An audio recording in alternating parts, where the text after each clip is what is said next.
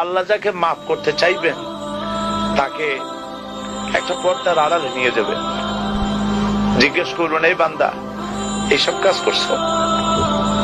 এখন আল্লাহ জিজ্ঞেস করতেছেন, সে তো ভয়তে অস্থির হয়ে যাবে, কেন্দ্রে পাগল হয়ে যাবে, আল্লাহ করে ফেলছি, আবার মাফ করে দাও। আল্লাহ পাক তার জবানের সমস্ত পাপের কথা শুনে সে যখন অনুতপ্ত হয়ে কাঁদতে থাকবে, আল্লাহ বলবেন, যা মাফ করে দিলাম, জান্নাতে চলে যা। এইটা হচ্ছে হিসাব ইয়াসির। আল্লাহুম্মা হাসিবনি হিসাবান ইয়াসিরা।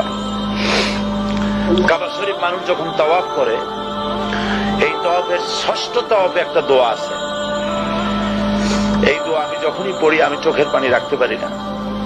ষষ্ঠ চক্কর একটি দোয়া আছে, দোয়াটা হচ্ছে,